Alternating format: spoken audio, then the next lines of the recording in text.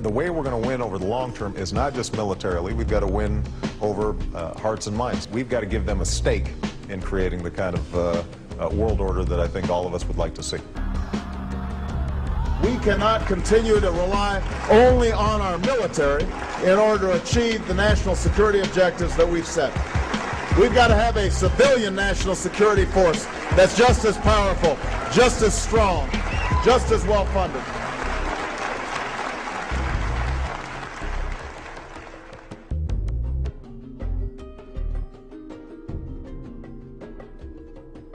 In Pakistan, meanwhile, the first apparent U.S. missile strike since Barack Obama became commander-in-chief.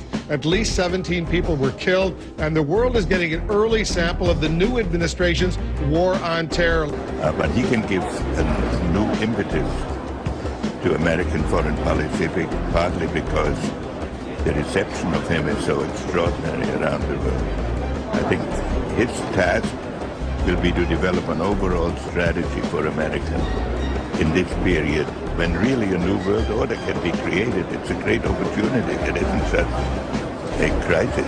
And President-elect Obama giving new life to the North American Union, a plan by business and political elites to tear down the trade barriers among the United States, Canada, and Mexico, and to create a NAFTA superhighway.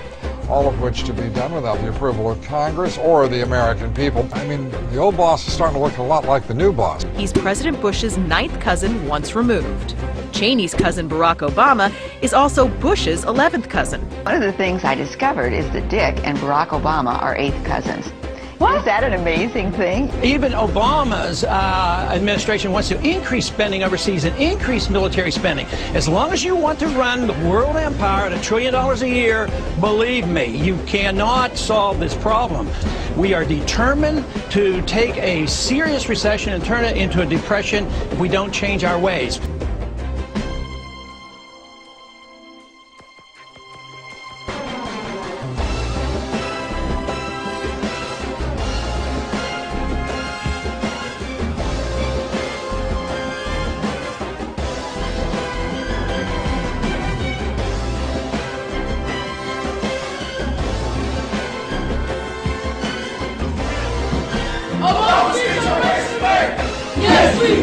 The idea of universal citizen service. You have to participate. Citizenship is not an entitlement program. It comes with responsibilities. Everybody somewhere between the ages of 18 and 25 will serve 3 months of basic training and understanding in a kind of civil defense. So is this compulsory then? Well, you have to, in the sense it's a required of everybody, 18 to 25, 3 months. Because I think anytime somebody serves their country in some capacity, we're going to be stronger for it. Georgia Republican Congressman Paul Brown says he fears President-elect Obama could establish a Marxist dictatorship. Brown said in an interview Monday, quote, "It may sound a bit crazy and off base, but he's the one who's proposed this national security force." Brown is referring to a July speech by Mr. Obama in which he called for a civilian force to relieve the military of some of its national security burden. That's exactly what Hitler did in Nazi Germany, and it's exactly what the Soviet Union did.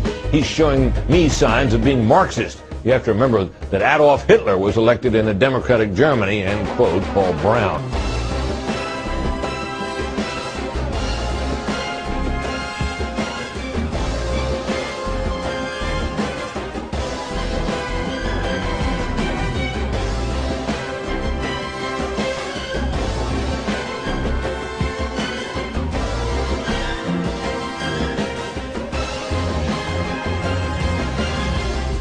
We waged a variety of conflicts against the Soviet Union, but we always strove to maximize the number of supporters in order to isolate the opponent.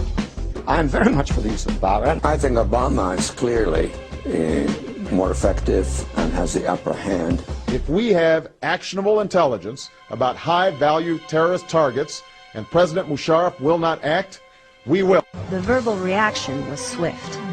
Pakistan, being a sovereign country, will never allow any other country to send troops to its territory for any purpose. To Dr. Brzezinski, he has proven to be an outstanding friend and somebody who I've learned an immense amount from. Will you pledge that by January 2013, the end of your first term, more than 5 years from now, there will be no U.S. troops in Iraq? I don't want to make promises, not knowing what the situation is going to be 3 or 4 years out. And I have to say, Obama is the most inspiring man. He told us all to go do our civic duty, to participate and make this one big global community.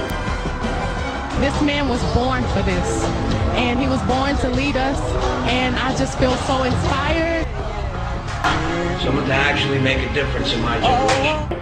I feel like I am living a dream. I feel like I'm going to get emotional.